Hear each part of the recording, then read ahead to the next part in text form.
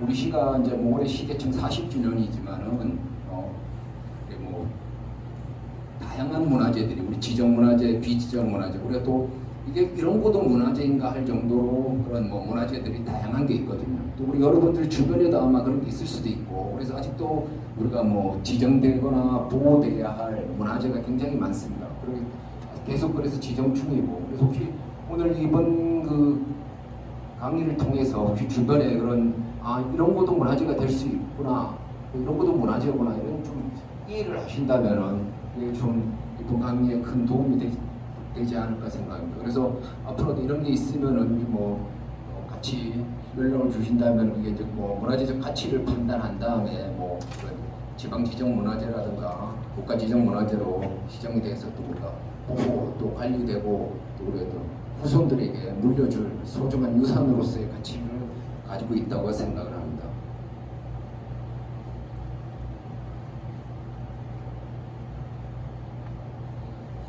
기본적으로 이제 우리 시 이제 그런 개요와 역사, 그다음에 우리 시 이제 문화유산에 대해서 해주고 개별 문화유산에 대해서 하나하나 뭐 개별 모든 문화유산을 다 싣지는 못했습니다. 지정 문화재 위주로 해서 싣고 비지정 문화재는 이제 대표적으로 뭐 이런 게 있다, 분야별로 이런 게 있다, 이 정도로 이제 소개시켜드리도록 하겠습니다. 그러면 여기 여기 이제 그 교재로 우리 저 시에서 발간한 이제 가이드북을 다 받으신 걸로 알고 있는데, 여기 없는 내용은 가이드북을 보시면은 뭐 내용들이 더 자세히 나와 있고 또 있으니까 그걸 참고해 주시기 바랍니다.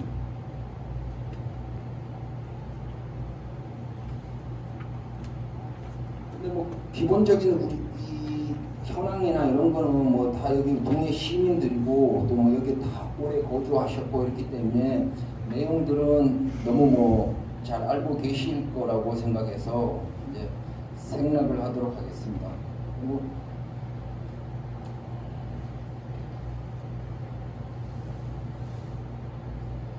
이게 동시에 이제 기본 주 연역 중에 중요한 것만 이제 우리 뭐 행정구역 당시 이제 동해시라는 게 이제 지금 현재 지금 행정구역으로 밖에 얘기할 수밖에 없는데 사실 우리가 뭐 문화나 역사라는 게 우리 요즘 뭐 코로나19 시대에 살고 있지만 이 바이러스라는 게 행정구역을 구분하진 않잖아요. 이게 바이러스가 오다가 여기는 동해시 바이러스야. 그래 동해시만 있고 삼척으로 안 넘어가고 강릉으로 안 넘어가고 그러지 않잖아요. 바이러스라는 게 지금 국경이 없는 지구를 지금 온 인류에 위협을 주고 있는 그런 바이러스인데, 우리도 인류도 역사상 보면은 교류라는 게 행정구역을 꼭 구분으로 하지는 않았어요. 그러니까 뭐 이렇게 어떤 우리 지금도 마찬가지로 뭐 강릉도 가고 서울도 가고 이렇게 하잖아요. 또 뭐 이게 삼척 분들도 이쪽 동네 오고 이렇게 식으로 교류가 있었습니다. 그래서 행정구역으로 모든 것을 다 이렇게 무자르시 자를 수는 없어요. 그렇지만은 그게 수백 년, 수천 년간 내려오면서 그 지역이 가지고 있는 문화가 형성이 되거든요. 특히 이제 그 요즘은 뭐 교통이라든가 이런 IT가 있지만은 그래도 더 올라가면 조선시대라든가 아니면 그 시대에 더 올라간다면은 교류가 거의 불가능했거든요. 그러므로 우리 이제 그 시대별로 우리가 흔히 그 교과서에 나오는 이제 구석 시대, 저희 그 문학당 강의를 이제 그 24강인가 이렇게 쭉 그 강의하시는 분들 선생님들을 보니까 뭐 대부분 이제 제가 뭐 개인적으로 이제 그 친분이 있고 다 아는 분들이던데 뭐 이렇게 보고 하시는 분들도 와서 강의가 있었고 또 앞으로도 있을 걸로 알고 있는데, 이제 뭐 그래서 약간 이제 중복되는 부분도 있을 겁니다. 중복되는 부분인데 그분들은 이제 그 분야에 대해서 이제 그런 전문적으로 한 디테일하게 이제 말씀을 하실 거고, 저는 이제 그 우리 시 전반 문화재와 역사 전반에 대해서 이렇게 개괄적으로 설명을 할 계획을 가지고 있습니다. 그렇게 이해를 해주시면은 좀 이해가 빠릅니다.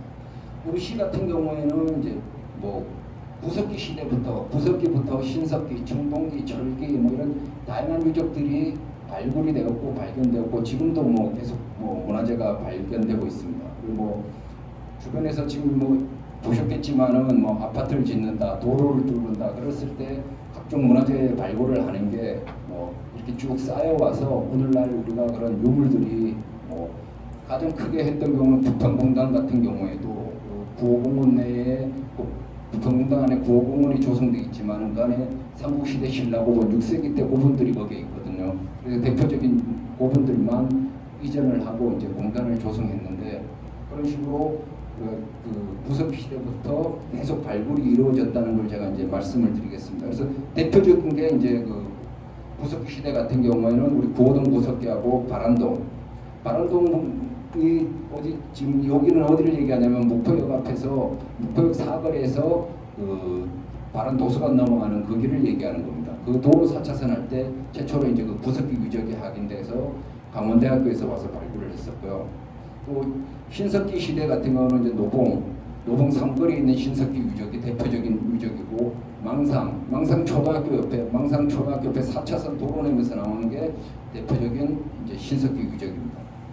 그다음에 청동기 유적으로는 이제 뭐 우리가 흔히 얘기하는 고인돌, 돌men이라고 얘기하는 이제 청동기 시대 지성묘, 우리 송정동 지성묘부터 해서 부곡 지성묘 등과 이런 게 여러 가지가 있습니다. 그리고 또 철기 시대 유적으로는 우리 송정동 철기 시대 유적, 이제 강원도 문화재로 지정이 되어 있는 철기 시대 유적이 있습니다. 보통 여기 철기 시대까지를 우리가 이제 선사시대라고 이제 보통 이제 역사학에서 얘기를 합니다. 그리고 그 이후에 지금 우리가 흔히 지금 얘기하는 뭐 오늘날의 우리도 사실은 철기 시대에 살고 있는 거죠. 지금 현재도 2021년도도 어떻게 보면은 철기 문화를 바탕으로 한 철기 시대에 살고 있다고 할 수 있습니다. 그래서 역사 시대에 넘어오면은 우리가 이제 삼척의 중심에 이제 실죽주, 강릉의 하설라주 이렇게 해서 아까 말씀드린 추암동 모분군이라든가 신라 시대, 통일신라 시대 이제 사마사라든가 이런 게 이제 창건이 되고 있습니다. 그리고 통일신라가 되면서 이제 남쪽의 통일신라, 북쪽의 발해. 그래서 남북국 시대가 이제 도래하죠. 남북국 시대가 도래하고 그 남북국 시대가 되고 나서 이제 고려가 통합을 합니다.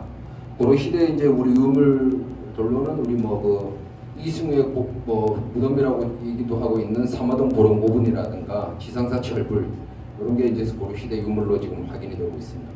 그리고 가장 이제 근대에 있는 이제 조선 시대 유물들이 이제 가장 많이 있죠. 뭐 우리 주변에서 볼 수 있는 고택이라든가 봉수대라든가 뭐 사마사 수륙제라든가 추암에 있는 해암정이라 이런 게 다 조선 시대 유적이라고 생각을 하시면 되겠습니다.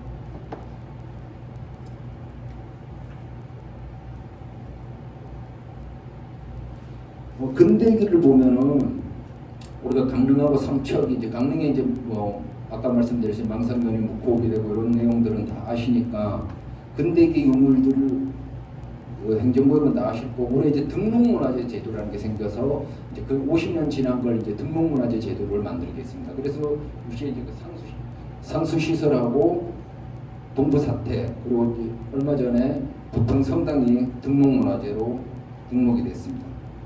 현대 이후에는 이제 뭐 우리가 얘기하는 뭐 항교라든가 동해항교라든가 이런 게 이제 현대 유적으로 볼 수 있습니다.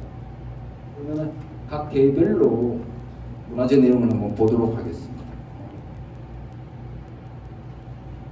우선 그 문화재에 대해서 정의를 한번 과연 문화재가 뭔가, 문화유산이 뭔가에 대해서 이제 우리가 흔히 이제 문화유산, 무형유산 이렇게 세 개의 카테고리를 가지고 있습니다. 근데 우리가 문화유산이 제일 많고 워낙 양이 많다 보니까 보통 이제 문화유산이라고 하죠.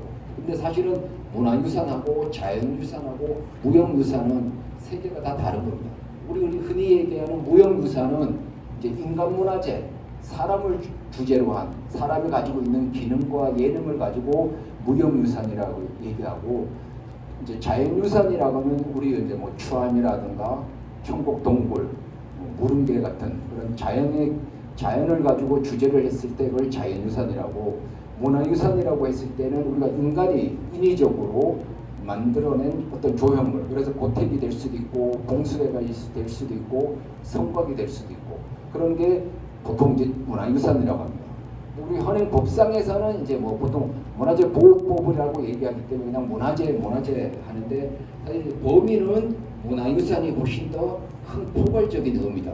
문화유산 안에 이제 문화재가 있는데 보통 이제 우리가 문화재라고 했을 때는 뭐 그런 문화유산 유형의 이제 눈에 보이는 뭐 사마사 3층 석탑이다, 추암 해암정이다 이런 눈에 보이는 걸 보통 이제 문화재 이렇게 얘기를 합니다. 근데 구분을 지으면 문화유산, 자연유산, 무형유산이 다르고 흔히 그냥 통칭은 이제 문화재라고 합니다. 문화재의 종류가 이제 우리가 뭐 법으로 얘기하면은 법에 문화재 보호법이라는 게 있습니다. 이제 뭐 문화재 보호법이 있고 강원도에는 이제 강원도 이제 문화재 보호조례라는 게 있는데 법에 의해서 또 구분을 합니다. 국가 지정 문화재와 강원도 지정 문화재로 구분을 합니다. 말 그대로 이제 국가 지정 문화재는 이제 국가가 지정한 거죠. 정부가 지정한 건데 이제 그 국가 지정 문화재를 관리하는 총괄청은 지금 문화재청입니다. 문화재청에서 이제 문화재를 지정하고 강원도 지정 문화재는 강원도지사가 지정을 하는 겁니다. 기본은 이제 문화재는 신청주의입니다. 신청주의. 소유자나 관리자가 기본적으로 신청을 했을 때 문화재를 지정합니다. 뭐 긴급하거나 아니면 국가가 정책을 가지고 조사를 해서 지정하는 경우도 있습니다. 이게 문화재도 우리도 지금 뭐 문화재 보호법이 특별법이지만은 헌법이 있거든요. 헌법 밑에 모든 법인데 우리 문화재도 그래서 사유재산입니다. 그래서 매매, 경매 이게 다 됩니다. 증여, 상속, 뭐 사고 팔고 그래서 우리가 흔히 얘기하는 옥션 경매에 동산문화재가 나오는 경우가 있는데 법적으로 아무 문제가 없는 겁니다. 그래서 뭐 옮겨가는 것도 괜찮고 그 사유재산이기 때문에 단지 문화재보호법에서는 그 문화재를 훼손했을 경우 관리에 훼손을 했을 경우에는 문화재보호법에서 처벌을 받습니다. 문화재를 훼손하거나 뭐 은닉하거나 도배하거나 이런 경우에 문화재를 훼손하거나 이렇게 했을 경우에는 문화재보호법에서 뭐 벌금도 받을 수 있고 뭐 형사적인 민형사적인 처벌을 받을 수 있는 거고 그게 아닌 그냥 뭐 매매하거나 증여하거나 이런 거는 전혀 법적으로 문제가 될 게 없습니다. 그래서 혹시 뭐 문화재인데 어떻게 뭐 매매하냐, 뭐 옥션에 나왔냐, 뭐 이렇게 하고 오해하시는 분들이 있는데 문화재도 상속, 증여, 매매가 전혀 문제될 게 없다. 재산권에 침해가 없다는 거를 이제 말씀을 좀 드리겠습니다. 사무사의 두 점이 있죠. 그다음 이제 민속문화재. 민속문화재라는 게 이제 우리 뭐 고택을 얘기하는 거다. 강릉의 성교장 같은 경우 그걸 이제 국가민속문화재라고 하는데 성교장이 이제 국가민속문화재로 지정이 되어 있죠. 이제 국보와 복물은 법상의 지위는 다 똑같습니다. 근데 단지 차이가 뭐냐면은 보물 중에서 대표적인 거를 국보로 지정하는 거예요. 예를 들면 사마사 3층 석탑 같은 게 보물로 지정된 게 한 100개가 넘습니다. 그 중에 그 통일신라 시대 9세기 말에 3층 석탑으로서 대표적인 거다. 그 대표적인 거 몇 점을 국보로 지정을 하는 거죠.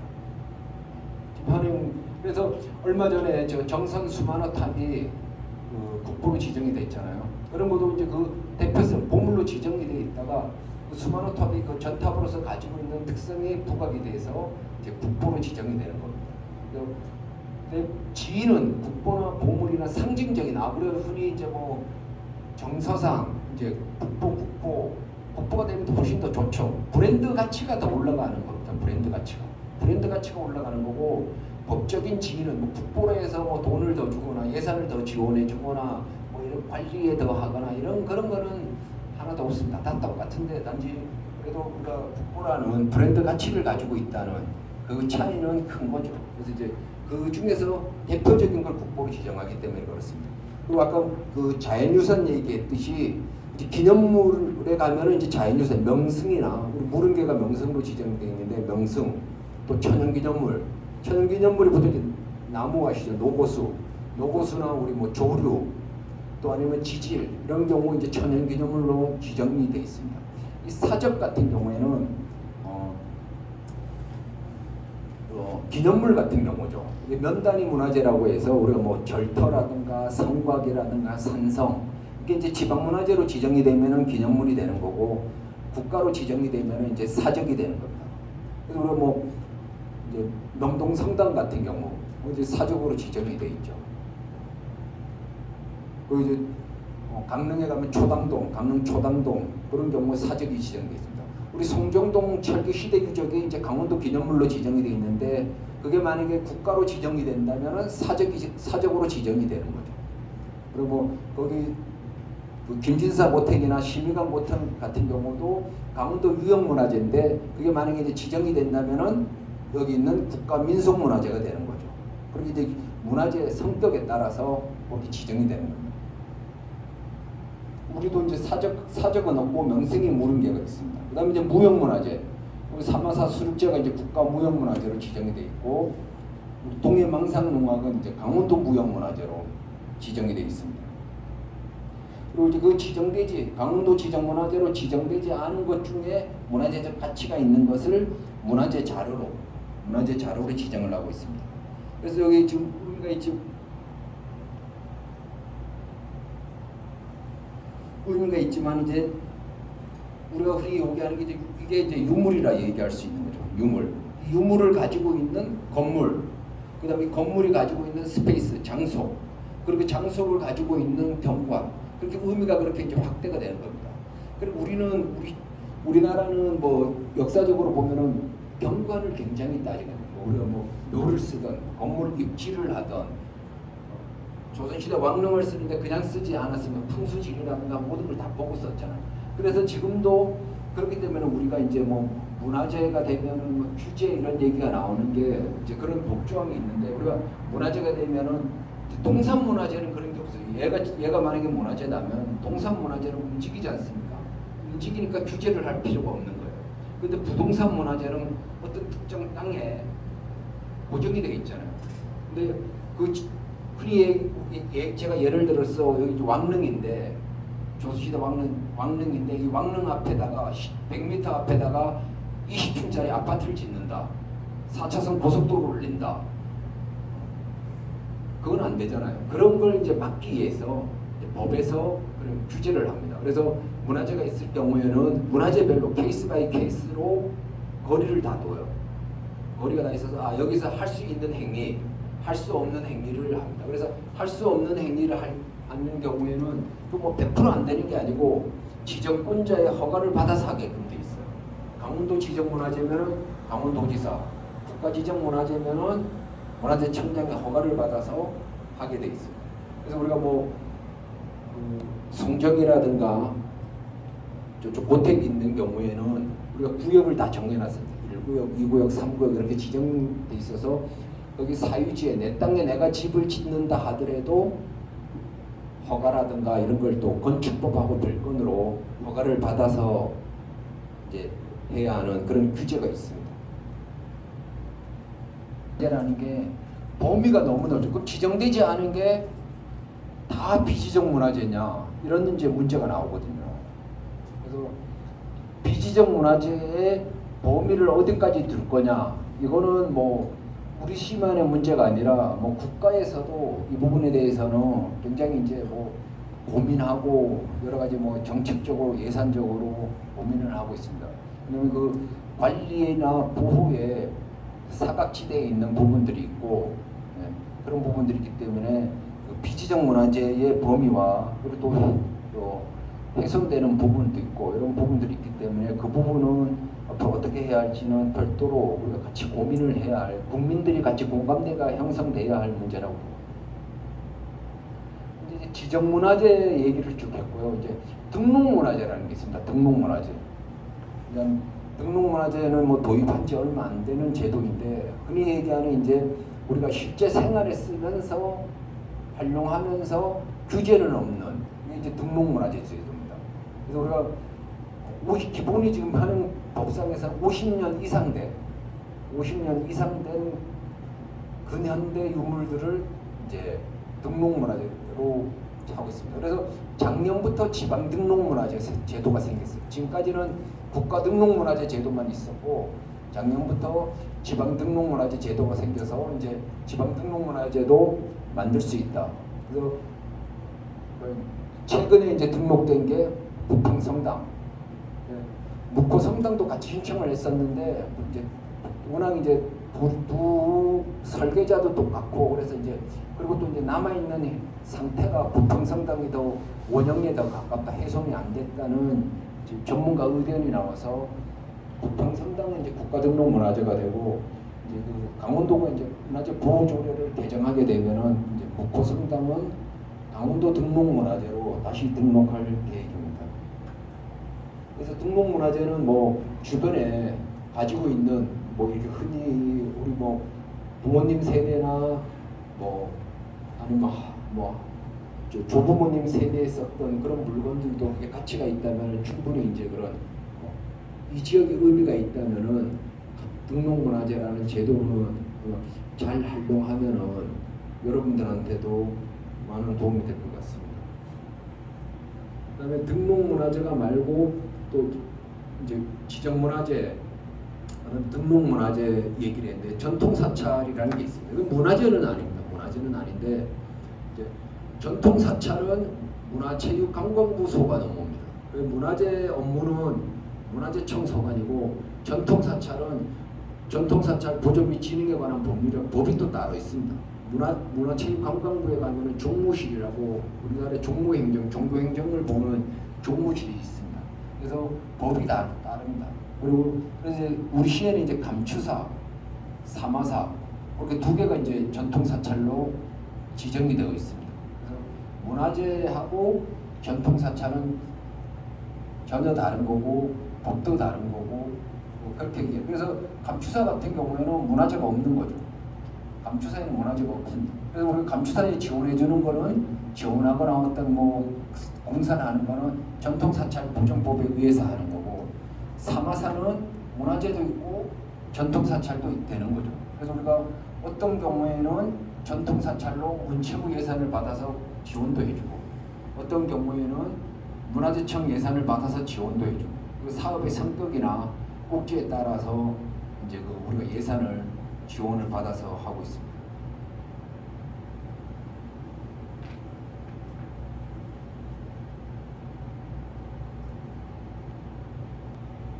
안내해드리겠습니다. 보신 지금 보물이 3점 있죠. 보물 3점, 명승 1점, 그리고 국가무형문화재, 그리고 강원도 이제 유형문화재 5점, 무형문화재 아까 망상농화, 그리고 이제 뭐 기념물이 이제 우리 뭐 오달산 봉수대라든가 성정동 철기 시대 유적 이런 게 기념물로 돼 있고 뭐 부곡지 선면화 이런 게 이제 문화재 자료 이렇게 6점 있습니다. 그래서 총 강원도 지정은 16점, 국가 지정은 5점. 그래서 총 우리가 24점입니다. 24점. 그리고 국가 등록 문화재가 3점이 있습니다. 동해구 상수시설, 동부사택, 부평성당 이렇게 3개가 국가 등록 문화재로 되어 있습니다. 우리 뭐 성당 이제 등록문화재 그러면 부평성당이나 동부사택 우리가 흔히 여기에서 지역에서 얘기하는 백포사택 그 백포사택 중에 다 지정된 건 아니에요. 다 등록된 건 아니고 그 안에 4동만 이제 등록이 되어 있습니다. 그리고 이제 그 농업기술센터 옆에 있는 상수시설 이게 다 일제강점기 시대의 이제 시설들이죠. 이 3개가 국가등록문화재로 지정이 되어 있습니다.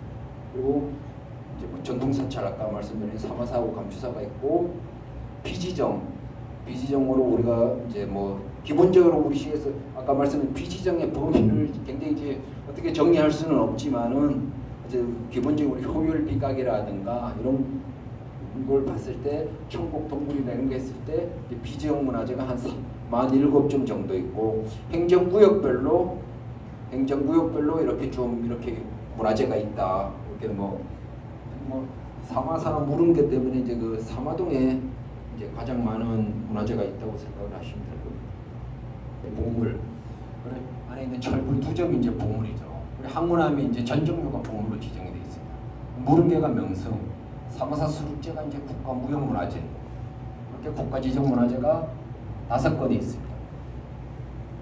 이제 얼마 전에 아마 그 기사를 보셨는지 모르지만 우리가 뭐 우리나라 이제 국보 1호가 숭례문 아닙니까? 숭례문. 우리나라는 이제 뭐 첫 번째 최초 한국인들이 그런 걸 되게 이제 좋아하는데 사실은 뭐 1호든 100호든 그게 의미는 없거든요. 근데 이제 워낙 1호가 가지고 있는 상징성 때문에 그래서 지금은 이제 이 번호 체계를 없애는 걸로 정리가 됐습니다. 국민 여론 조사를 해가지고 번호 체계는 행정청에서 관리하기 위해서 관리하는 번호로 우리가 이제 이걸 수만 점의 문화재를 관리하려고 하다 보면은 이름으로 관리하려면 너무 힘이 드니까 이제 번호로 지정 번호가 있으니까 이 지정 번호로 관리하는 거고 나머지는 이제 그냥 이렇게 우리가 이제 보물이다 뭐 국보다 이렇게 얘기하는 걸로 유물이 이제야 왔습니다. 이상네요. 네.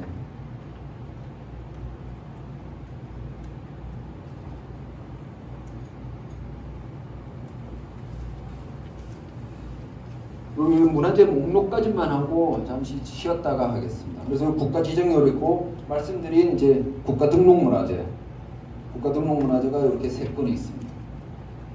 그리고 이제 전통 사찰, 사마사, 감추사가 있습니다.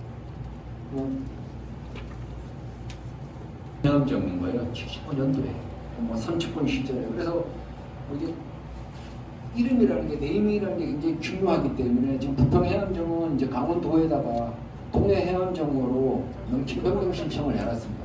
그래서 아마 강원도 문화재위원회에서 그러면 이제 우리 시를 대표하는 동해해암정으로 당연히 가야 하는데 79년도에 뭐 어떻게 됐는지 부평해암정으로 지정이 돼 있더라고요. 그래서 뭐 당연히 이제 동해해암정으로 바뀌어야 되는 상황이고 나머지는 이제 우리가 뭐 용산서원, 아쉽고고 심유강고택, 심유강고택이 옛날 뭐 심상열가옥이라고 얘기했고, 근데 뭐 근데 이것도 이제 이름 다 바뀐 겁니다. 심유강고택하고 김진사고택도 이름이 바뀐 건데 왜 바뀌었냐면은 이제 지정 당시에 소유자 이름으로 그냥 지정을 한 거예요. 82년도, 85년도에 그때 소유자 살아계셨던 어르신들 이름으로 그냥. 근데 그 건물이 그분 거지만은 그 선대의 할아버지 때의 그런 역사성을 가지고 있는 건데 그 특정인의 그때 당시 소유자인 심상열, 김두수 그분이 그 문화재의 가치성을 나타내는 건 아니기 때문에 이제 우리가 종중하고 집안하고도 협의하고 뭐 족보도 찾아서 그 관련 그 해가지고 문화재원들이 해가지고 이런 의관댁이라 불렀다 이래서 의관댁을 불렀다 해서 심의관 고택으로 거기도 김두수가 오건 옛날 진사댁이었다 해가지고 김진사 고택으로 그렇게 바뀌었습니다.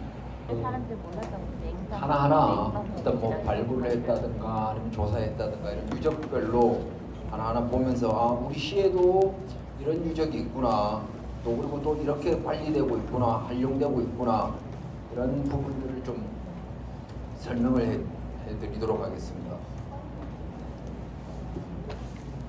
다 해드릴 수는 없고 대표적인 유적들만 몇 가지 이제 정리를 하도록 하겠습니다.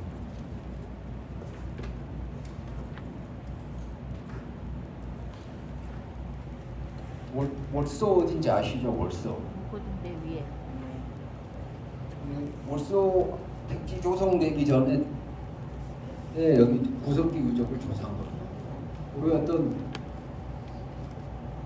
그 아파트라든가 도로라든가 대단히 뭐 택지 조성, 우리 옆에 있는 평릉 택지도 마찬가지고 이런 걸 하려면은 뭐 문화재 지표 조사라든가 발굴 조사라든가 이런 또 규정들이 있습니다. 그래서 이렇게 여기 같은 경우는 구석기 시대, 구석기가 가장 이제 뭐 제일 시간과 비용이 제일 많이 드는 그냥 일반들이 봤을 때는 뭐 돌 가지고 저거 문화재라고 얘기하냐 그렇게 충분히 오해할 수도 있는 그렇지만 이게 다 이게 인간의 구석기 내에서 이렇게 가공의 흔적이 있는 그런 유물들입니다. 그래서 뭐 월서 지구에 나왔던 거고 그 대표적인 이제 구석기 유적입니다. 효과동 유적 혹시 여기는 어딘지 아시겠습니까? 여기는 지금 그 동화 더 프라임 아파트 자리라고 생각하시면 동화 더 프라임 아파트 지을 때도 이렇게 문화재 조사가 있었어요. 여기는 워낙 이제 보시겠지만 뭐 면적이 좁고 그래서 이제 대부분 이제 유적들이 삭평되고 이렇게 건물지 같은 경우에도 이렇게 지금 다 날아가고 일부만 이렇게 남아 있는 경우. 유물들도 일부가 수습되고 됐는데 그리고 이제 청동기 시대의 대표적인 유적입니다.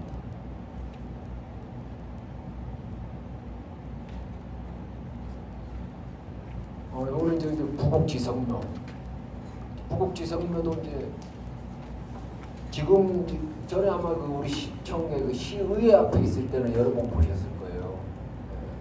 여기 부평공단 내에 거기 아까 말씀드린 그 신라고분 삼국시대 신라고분하고 있는데 거기에 같이 옮겨져 있습니다. 거기 이제 우리 동양 지금 상단계 공사하고 있는데 2단계 공사할 때 옛날 구송정 파출소에서 나온 이제 송정동 보인돌도 있습니다. 그 옆에 송정동 보인돌이랑 같이 저희들이 이제 삼국시대 신라고분도 있고 여기 이제 그 청동기 시대 지성묘도 있고 어차피 이제 무덤이죠, 무덤. 요제에 관한 거기 때문에 저희들이 요 공원 내를 이제 앞으로 좀 이제 뭐 이렇게 정비를 해가지고 그런 뭐 청소년들이나 학생들 그리고 실제 눈으로 볼 수 있는 문화가 이제 요새 문화가 바뀌어가는 걸 실제 볼 수 있는 그런 부분이기 때문에 이런 이제 체험 공간으로 저희들이 이제 뭐 좀 조성을 하려고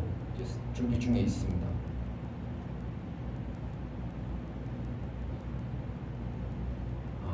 요거는 망상동 유적이라고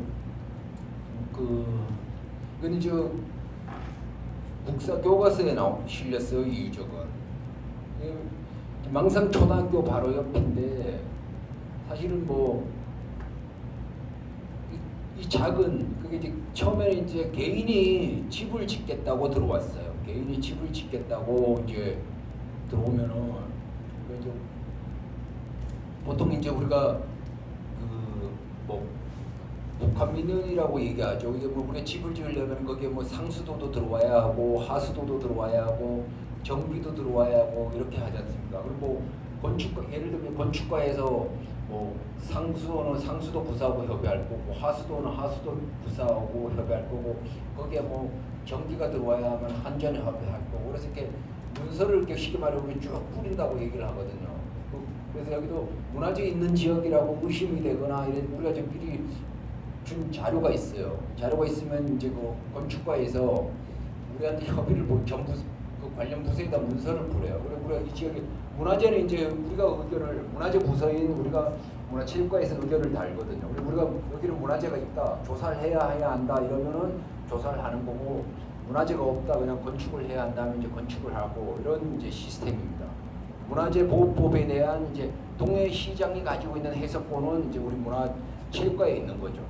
그래서 여기 이제 문화재가 있다, 조사를 해야겠다 이런 의견을 냈습니다. 내가지고 했는데 단일 뭐 면적을 따지면 우리 지금 여기 있는 강의실보다도 더 적은 면적이었죠. 여기보다도 더 적은 면적이지만 지금 여기 자료에 있지만은 철기 시대부터 삼국 시대 주거지 32기 집이 32채가 있었다는 얘기입니다. 집이 32채. 이거보다도 작은 면적 안에. 네. 근데 그게 한 시대에 있었던 건 아니고요. 뭐 이렇게 수백 년에 걸쳐서 철기 시대부터 삼국 시대까지 내려오면서 쭉 있었던 거죠. 거기가 이제 해발을 보면은 거기 바로 이제 망상 해수욕장이고 해발 해수관. 해발 4m, 5m예요. 해발. 우리가 놀라운 게 뭐 이렇게 우리 송정동 지역 같은 송정동 철기 시대 유적 같은 거는 해발 1m. 그리고 파면은 어떤 경우에는 바로 이제 뭐 바닷물이 나와요. 그래서 이 지역에 이제 그런 32기간에 되는 그래서 요거는 이제 우리가 요 얘기는 제가 이제 발굴이라는 게 우리가 이제 내 땅에 내가 집을 짓는데 그래서 우리가 이제 그 전에는 이런 게 이제 국가에서 지원을 못 해줬어요. 국가에서 지원을 못 했는데 뭐 우리나라도 이제 뭐 경제적으로 여건이 되고 이러다 보니까 이런 발굴 비용은 사실은 집값보다 발굴비가 더 나오죠. 이거 발굴비만 해도 한 4, 5억을 했거든요. 뭐 4, 5억이면은 집 한 채 집보다 남을 돈이 있는데 단독주택을. 그래서 하여간 이런 이제 발굴 비용은 이제 전액이 이제 국가가 지원을 해줍니다. 그래서 이제 우리가 뭐 조건은 있는데 대부분 아마 뭐 개인들이 만약 문화재 있는 지역이라 하더라도 집을 짓거나 이런 데는 이제 거의 지금은 이제 100% 지원을 해준다. 뭐 어떤 상가라든가 대형을 짓는다면은 좀 어렵지만은 그렇지 않는 경우에는 100% 지원을 해준다는 거를 좀 그래서 단지 우리가 뭐 집을 짓기 위해서 개발법에 의해서 뭐 상수도가 안 들어왔으면 상수도를 넣어야 한다. 도로가 없으면 도로를 내야 한다. 그런 식으로 문화재가 하나가 더 추가가 된 거죠. 우리가 그냥 상시하던 거면은 뭐 원래 당연히 하는 거야 이렇게 이해하는데 문화재라는 게 듣보잡이 되다 보니까 갑자기 왜 문화재야? 뭐 돈 누가 돼? 뭐 기간이 얼마 걸려? 이런 게 있는데 제가 이제 우스갯소리로 다 해드린다. 집을 지을 수 있게 다 해드린다. 단지 절차상의 그거다. 이게 그 말씀을 드리는 게 여기 뭐 송정분들도 계신데 이제 송정동 전시대 유적이거든요. 대표적인. 지금 제가 이 얘기를 왜 하냐면 이제 송정초등학교 옆에 아파트가 아마 있을 겁니다.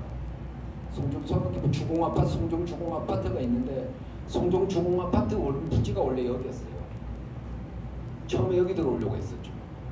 근데 그 2002년 루사 되면서 그 용정 상습 침수 지역 되면서 이제 집단 이주가 이제 되면서 그때 당시 뭐 우리 시랑 지역 국회의원이랑 해가지고 여기를 이제 이 남양홍시 남양홍시 주부공파 땅이었거든요.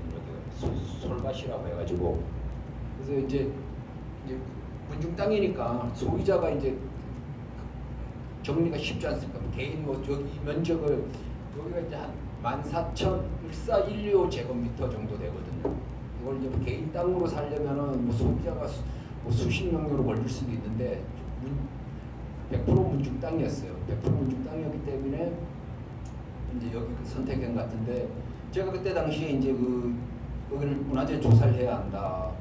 그래서 이제 시물 조사를 했죠. 강원 문화재 연구소라고 도에서 출제한 법인이 있는데 시구를 했는데 그때 이제 뭐 이 사업 시행자는 이제 LH였죠. LH 시끄러운 LH였는데 거기서 시구를 했는데 좀 앞으로 발굴을 해야 한다. 발굴이 뭐 발굴비가 10억이 들지 20억이 들지 모르겠다. 그리고 발굴 끝나고 나서 아파트를 지을 수 있을지 안 지을 수 있을지도 모르겠다. 이렇게 이제 현장에서 회의를 하는데 이렇게 얘기가 나온 거예요. 그러니까 이제 LH가 그럼 우리는 뭐 부지를 발굴 기간과 비용의 문제가 나오니까 그래서 우리가 옮기겠다 그럼 부지를 옮기고 이제 이 땅 소유자들은 이거 땅을 이제 LH에 팔려고 했는데 못 팔게 됐잖아요. 그래서 이게 문화재로 지정이 되면서 시에서 이거 이 토지를 불사일료 되는 걸 제 기억으로 그때 토지 비용만 한 35억 정도 나갔고 건물 보상 주고 철거하고 여기 안에도 이제 민가들이 있었거든요. 민가들까지 철거하고 보상 주고 제 기억으로 한 50억 정도 주고 면적은 얼마 안 되지만은 건물 철거하고 보상하는 데까지 이제 한 50억 정도 들어서 전체 땅을 다 매입을 했습니다. 시에서. 부산에 대해서 간략하게 설명을 드리겠습니다. 그럼 뭐 자연유산 뭐 우리 이제 무릉계, 청곡동굴, 청곡 카르스트지에, 능파, 가지, 목수초 이렇게 5가지만 제가 무릉계는 이제 명승입니다. 명승. 뭐 무릉계는 뭐 설명을 더 이상 말씀을 안 드려가는 우리 이제 명승무 지정되는 기준이 있어요. 기준이 있는데 우리 무릉계는 복합유산이다. 이 뭐냐면 자연유산 플러스 인문유산, 이제 무릉계가 가지고 있는 그 안에 있는 이승유를 포함한 다양한 인문학적인 요소들이 있지 않습니까? 자연경관만 뛰어나서 문화가제가 된 게 아니고 그런 인문학적인 요소까지 함께 돼서 이제 명승 37호로 이제 2008년도에 지정이 됐습니다. 그리고 천국 동굴인데 뭐 동굴도 문화재냐 이렇게 말씀하시는 분들이 이제 간혹 계시더라고요. 근데 우리가 뭐 제주도의 그런 만장굴이든 뭐 여기 뭐 삼척에 있는 대리 동굴지대, 대리 동굴지대 같은 경우에도 천연기념물로 지정이 돼 있습니다. 뭐 초당동굴도 천연기념물로 지정돼 있고, 그리고 또 동계 천국 동굴도 강원도 기념물 정도의 가치는 있다. 그래서 이제 뭐 우리 시 입장에서는 이제 강원도 기념물 정도로 지정을 하려고 하고 있는데, 강원도에서는 이제 뭐 동물들이 이제 18개 시군의 석회암 지대에 이제 그런 동물들이 너무 많다, 관리하기 힘들다, 이래서 이제 조금 답보 상태에 있습니다. 이 전국 동굴하고 연계돼서 얘기할 수 있는 게 이제 뭐 제주도 가보셔서 알겠지만 이쪽 지역은 다 석회동굴이에요. 제주도는 용암동굴이고. 그래서 이제 우리가 흔히 얘기하는 이게 석순과 종류석이라든가 이런 게 다량으로 나오고 흡변한 거는 여기는 석회동굴. 석회암, 아까 그 사마사 3층 석탑도 사마사 3층 석탑이 일부가 석회암입니다. 석회암. 네. 우리나라가 3층 석탑이 대부분 거의 99.9%가 화강암으로 만들어져 있어요. 화강암으로 만들어져 있는데 우리나라가 그래서 화강암의 나라, 석탑의 나라라고 표현을 하는데, 이 사마사 3층 석탑은 인근에서 구하기 쉬운 석회암. 석회암이 근데 가장 큰 단점이 뭐냐? 물에 취약한 거죠, 물에. 그래서 이게 동굴 같은 경우도 나오는 게 물에 취약하기 때문에 나오는 겁니다. 석회 동굴의 특징이죠. 그 용암이라는 건 제주도 그런 만장굴 같은 마그마가 그냥 쓸고 지나가는 거 아닙니까? 그게 터널 형태로, 동굴 형태로 남아 있는 게 그 용암동굴계고요. 여기 강원도 지역에 있는 거는 100% 거기다 이제 석회동굴계죠. 그런 이제 차이가 있습니다. 이 차이는 뭐냐면 이 상부에 있는 즉 이 카르스트 지대하고 같이 연계해서 지금 우리가 이 카르스트 지대도 저희들이 이제 여기가 용정공원으로 도시계획상 용정공원으로 지정되어 있는데, 저는 이제 뭐 이 카르스트 지대를 천연기념물로, 국가지정 천연기념물로 이제 뭐 지정을 하려고 하는데 좀뭐 가치는 충분히 있습니다. 좀 뭐 그 관련 분야 전문가들은 가치가 충분히 있다고 얘기는 했는데, 이게 또 뭐 시내 한복판에 있고 여러 가지 문제가 있다고 해서 좀 지정이 잘 안 되고 있는데, 저는 이제 이 카르스트 지대가 천연기념물로 빨리 지정이 됐으면 하는 게 바랍니다. 이 카르스트 지대와 천국동굴, 우리가 냉천공원, 한섬, 요거는 이제 사실 하나의 세트죠.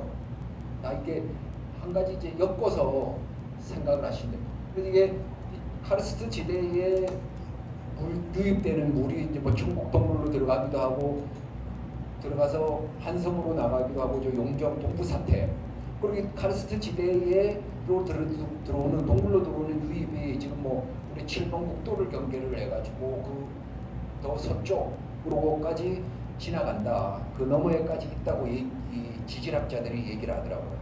강원도가 딱 3개가 있습니다. 3개 국가무형문화재가. 뭐냐 지금 이제 강릉 단호 시작했잖아요. 강릉 단호. 그다음에 이제 강릉 농악, 그리고 사마사 수륙제. 이렇게 딱 3개입니다. 국가무형문화재가. 국가무형문화재가 그래서 지정되기가 굉장히 이제 쉽지 않습니다. 그게 왜 그러냐면은 이게 사람에 관련된 거거든요. 사람. 결국은 행위를 누가 하느냐. 아까 뭐 무형유산이나 자연유산은 그 가지고 있는 건물, 경관, 자연이 그냥 문화재인데, 이 무형유산은 행위 주체가 사람입니다. 우리가 얘기한다 판소리 기능 보이자. 그럼 그게 우리가 흔히 얘기하는 이제 인간문화재인 거죠. 인간문화재. 기능 보이자가 이제 근데 국가무형문화재인데, 그리고 이게 지정되기가 굉장히 어려운 게 뭐냐면은 기능 평가가 아니고 사람 인간성 평가로 약간 변질이 된 게 있어요. 우리가 이제 문화재를 지정하려면 예고를 합니다. 뭐 판소리 보이자 김대종 지정 예고를 합니다. 한 달간. 그래서 의견을 들어요. 그러면 이제 우리 흔히 얘기하는 이제 신상 털기가 다 나오는 거죠. 돈 문제부터 남녀 문제부터 한 달 동안 온갖 제보가 다 들어오고 이게 그러면 이게 판소리하고 상관없는 인간성에 대한 부분들이 나오는 거 완전히 그렇게 해서 이제 그러다 보니까 무형문화재가 지정되는 거에 대해서 굉장히 어렵고 복잡합니다. 다른 쪽 자연유산이나 문화유산보다는 왜냐하면 이게 무형유산은 상대가 있거든요. 상대성 판소리를 한다면은 나 혼자만 하는 게 아니고 수륙제를 한다. 사마사만 수륙제 하진 않거든요. 우리 국가무형문화재 진관사 서울역 은평구 북한산 밑에 있는 진관사라고 있는데 거기 진관사 수륙제도 우리 다음으로 이제 그 126호로 지정이 돼 있거든요. 또 마산 가면 마산 대군사라고 아랫역 수륙제가 이제 국가무형문화재로 지정이 되어 있습니다. 그리고 뭐 지방무형 인천이나 이런데 뭐 대전 이런데 가면은 지방무형문화재로 지정되어 있는 수륙제도 굉장히 많습니다. 이게 뭐 혹시 오늘 여기에 뭐 이게 종교적으로 뭐 이렇게 절에 다니신 분, 불교를 믿으신 분들 있고 뭐 기독교도 있으실 거고 천주교도 있으실 수 있으신데 제가 이거 설명드리는 거는 종교가 아니고 그냥 우리의 전통 문화다. 수륙제 지정할 때도 이제 뭐 그런 타 종교라든가 아니면 같은 불교계에서도 이제 타 종단에서 이렇게 뭐 굉장히 이제 반대라든가 이런 게 있었습니다. 근데 어차피 우리가 유럽을 뭐 요즘 코로나 때문에 유럽 많이 못 가셨지만 그전 유럽 다 한두 번들 가보셨을 텐데 유럽 가면 문화재가 다 성당입니다. 우리 여러분 유럽 다 가보셨잖아요. 거기 관광 가잖아요. 가이드 어디 갑니까? 다 성당 가요. 성당이 90%입니다. 그리고 성가입니다. 우리 또 유럽 사람들이 한국 오면 어디를 갑니까? 절 갑니다. 절. 문화재니까요. 그러니까 이게 문화재가 가지고 있는 문화가 가지고 있는 그냥 상대성. 이 동양 문화가 가지고 있는 일본이나 한국, 중국이 불교 문화권이다 보니까 이렇게 불교 문화가 있는 거고 유럽은 기독교 문화가 있는 거고 그래서 거기에 가면 우리가 가면 거기에 성당을 내가 뭐 절에 다니더라도 아무 거리낌 없이 그냥 다니잖아요. 마찬가지로 그렇게 역지사지로 생각하면은 아무 문제가 될 게 없다라고 생각하시면 됩니다. 단지 의례다 보니까 불교 의례다 보니까 불교적으로 할 수밖에 없는 거죠. 사실은 우리나라가 우리 이런 말이 있잖아요. 품생품사. 한국 사람들 품생품사란 말을 하는데 그게 무슨 뜻인지 잘 아시잖아요. 우리는 태어나서 죽을 때까지 진짜 품생품사입니다. 한국 사람. 이게 무슨 얘기냐? 의례에 죽고 사는 거예요. 그게 불교 의례냐, 유교 의례냐, 가정 의례냐 그 차이일 뿐입니다. 우리가 백일잔치를 왜 합니까? 돌잔치를 왜 합니까? 그 관운상제를 왜 합니까? 그게 다 의례거든요. 그래요. 부모님 돌아가시고 제사를 지내고 기일을 하고 유교 의례 이게 다 의례거든요. 그래서 이게 우리가 알게 모르게 우리가 뭐 예를 들면 돌잔치를 하는데 돌잡이를 하잖아요. 뭐 어떤 걸 잡아야 한다, 어떤 걸 잡아야 한다. 그게 시대에 따라 다르잖아요. 부모들이 요구하는 게 애가 뭘 잡았으면 하고 바라는 게 다르잖아요. 그게 쌓여서 편편히 쌓여서 문화가 되는 겁니다. 망상농악도 지정되는데 한 10년 이상 걸렸습니다. 그래서 이게 이제 그 강원도 무형문화재 제15-3이거든요. 이게 뭘 뜻하냐면 이제 강원도에 이제 농악이 지정되어 있는 게 이제 평창 둔전평 농악, 원주 매지 농악 이렇게 세 개가 강원도 농악으로 지정이 되어 있어요. 강원도 농악. 그래서 이제 가지보도라고 합니다. 15-1, 15-2, 15-3. 만약에 이제 나중에 삼척 조비농악이 지정된다. 그럼 15-4가 되는 거죠. 이게 강원도라는 문화를 봤을 때 그게 강원도 농악인 거죠.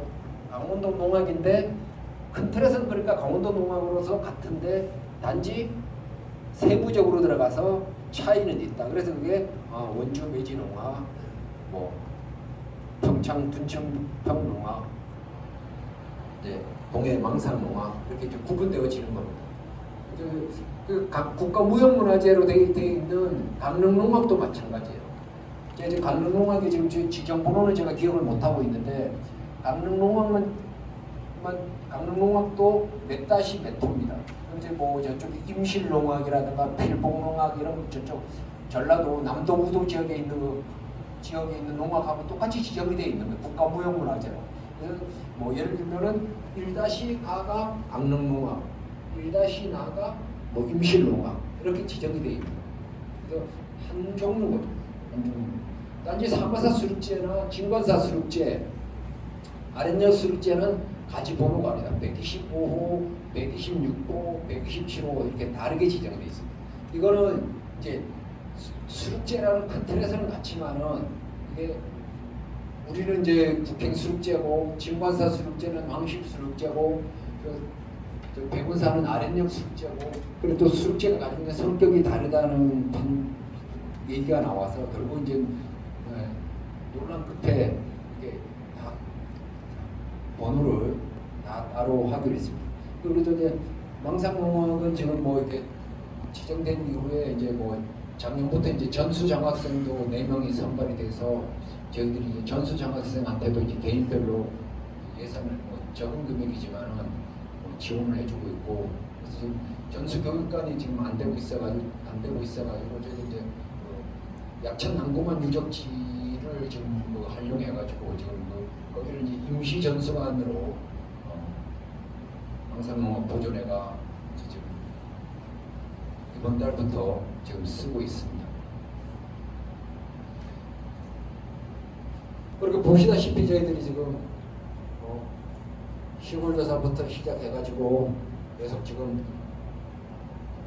지난달 말까지 발굴을 해서 이렇게 지금 건물지, 아궁이 뭐 이렇게 너무 복잡하게 나오고 있어요. 그때 이 쌍용 체감 발파권 안에 들어가서 그 사이에 훼손이 안 되고 다행인 게 그냥 이 사이지였으면은 훼손이 됐을 건데 지금 이제 시유지죠. 쌍용하고 막교원의 시유지인데 그 체감권 안에 들어가 있으면서 그래서 저도 이제 뭐 이걸 뭐 어떻게 항목 어떻게 활용해야 할지가 큰 고민. 이렇게 건물지들이 석축부터 해가지고 아주 다양하게 나오고 있습니다. 그건 뭐 잘 아시는 이제 결불 보물로 지정되어 있는 결불 통신라 9세기 말기에 명문도 나와 있는 결불. 이제 사마사 3층 석탑. 여기 아까 말씀드린 이제 석탑입니다. 석탑으로 있고 이제 다음 주부터 이게 아까 말씀드렸듯이 이제 물에 약해가지고 지금 옛날 펜스는 없고 지금 잔디도 이제 그래가지고 저희들이 잔디도 다 제거했어요. 잔디도 다 제거했는데 아마 이달 다다음 주 정도부터 다시 이제 보존 처리에 들어가요. 그래서 여기 당분간은 뭐 짧은 기간 한 짧게는 한 20일 아니면 한 달 정도는 이 3층 석탑을 못 보실 거예요. 그래서 3층 석탑 보존 처리가 들어갑니다. 그래서 이제 전체를 철쭉까지 다 아시바를 메고 비계를 매가지고 지금 행사에 들어가는 걸로 이렇게 지금 하고 있습니다. 뭐 3층 석탑에 이게 아까 지상사 철불도 말씀드렸지만 이게 우리가 흔히 얘기하는 이제 팔자라는 게 있잖아요. 팔자.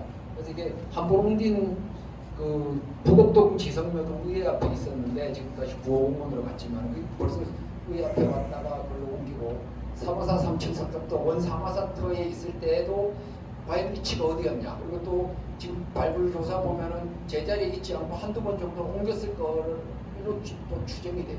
그리고 또 지금 현재 있는 사마사에 올라와서도 다들 아시겠지만은 양쪽 화단이 있을 때 거기에 있다가 지금 그 아까 철불의 명물이 나오면서 97년도, 98년도에 지금 현재 위치로 내려갔거든요. 그러니까 한 번 옮긴 거는 어떻게 해요? 계속 옮기게 되더라고요. 오늘 이제 우리 감추사 아까 말씀드린 전통 사찰 이제 감추사입니다. 이거는 이제 어달산 봉수대. 이건 사실은 이제 그 2000년도에 강릉대에서 현재 강릉 원주대에서 발굴을 했어요. 문화재 조사를 했는데 그래가지고 봉수대라는 게 상부 구조를 파악하기가 쉽지 않거든요. 그래서 이제 뭐 여기 뭐 상부를 복원해라 마라 이런 거 이제 보통 이제 보수를 보면은 전국적으로 거의 똑같습니다. 그냥 뭐 이렇게 지금 나온 발굴 조사 결과를 가지고 2000년도에 이렇게 이제 저희들이 복원을 해놓은 상황입니다. 그 이제 우리가 잘 아는 이제 두타산성도 이제 우리가 뭐 강원도 기념물이나 이제 사적으로 지정을 하려고 하고 있습니다. 요거는 이제 1호동 가마터 42번 대체도로 할 때 42번 소비천이죠. 소비천 도가 바로 우측입니다. 그래서 지금은 이제 가 보시면은 맨 위에 있는 저렇게 현장밖에 없어요. 뭐 이제 사실 이게 저 가마 이게 다 저기 뭐 이렇게 노출을 시켜 놓으면은 뭐 몇 달 안 가서 무너지겠죠. 참 이게 한계가 있어가지고 아래를 다 이제 모래 주머니나 이런 거 다 채워서 복토를 해서 덮어놨습니다. 그래서 지금 현장에 가보시면 이제 사진으로밖에 볼 수 없는 그런 안타까움이 있습니다.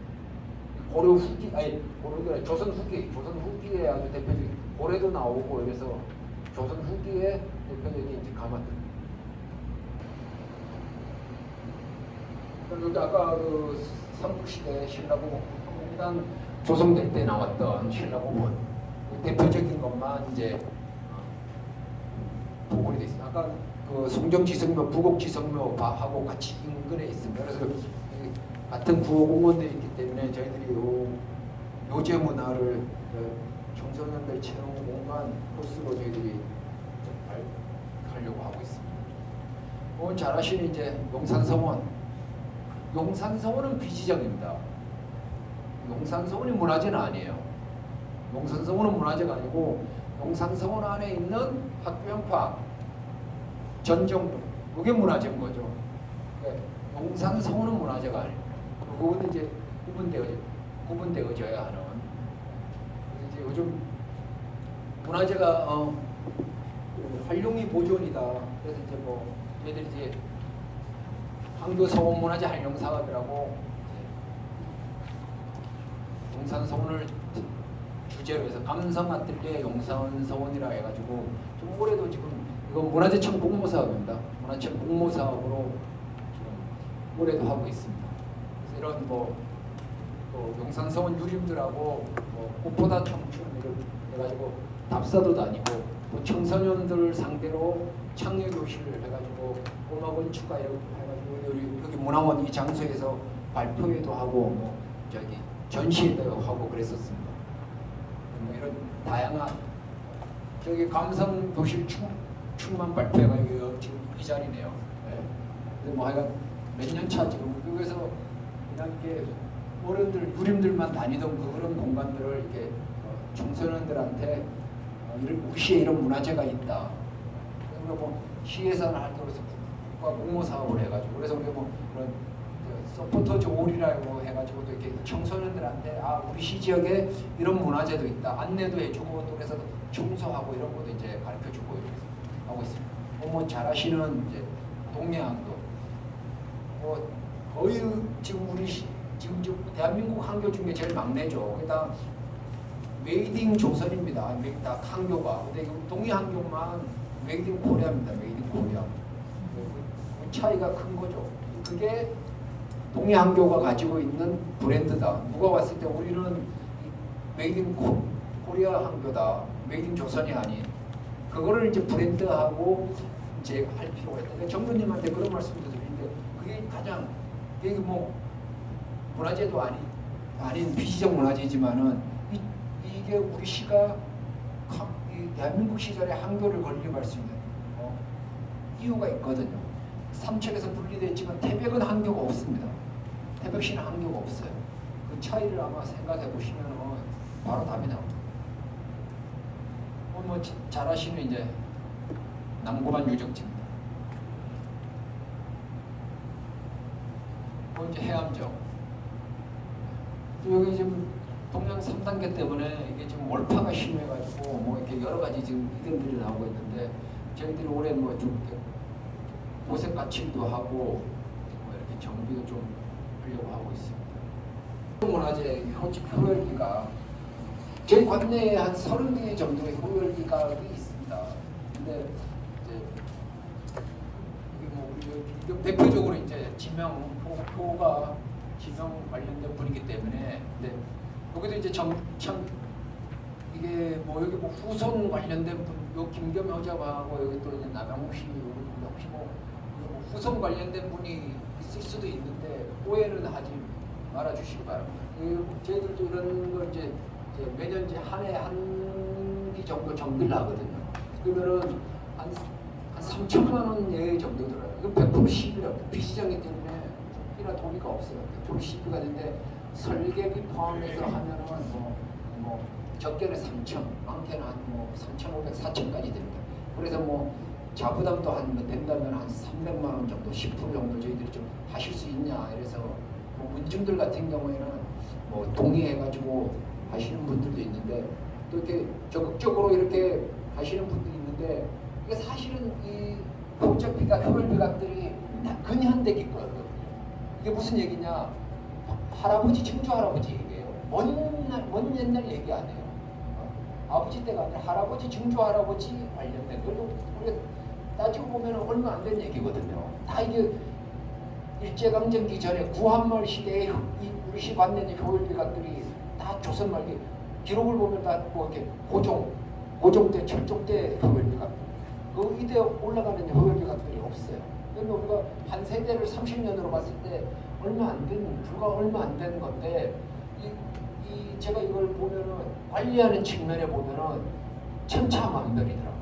그러니까 이제 뭐 있는지 없는지도 모르고 뭐 장손 집안에 내려가는 경우도 있고 그래서 어디다 되는 경우도 있고 그래서 저희들이 좀 보수를 하려면 이것도 사유재산이니까 동의하시느냐 뭐 이게 또 어디 관리 안 된 경우에는 이 후소나무 이 토지 소유주하고 달라요. 토지 소유주는 결사반대죠. 보수하는 순간에 이거 어디 옮겨가지도 않고 내 재산권 완전히 그거 한다. 그래서 보수하는 거 결사반대한다. 안 된다. 도장 못 찍는다. 그럼 딴 데 옮겨가라. 이렇게 얘기하시는 분들이 99%예요. 그래서 뭐 혹시 주변에 뭐 이런 우리가 저희들이 한 해 한 동씩 하고 있는데 올해도 지금 하나 하고 있습니다. 그래서 뭐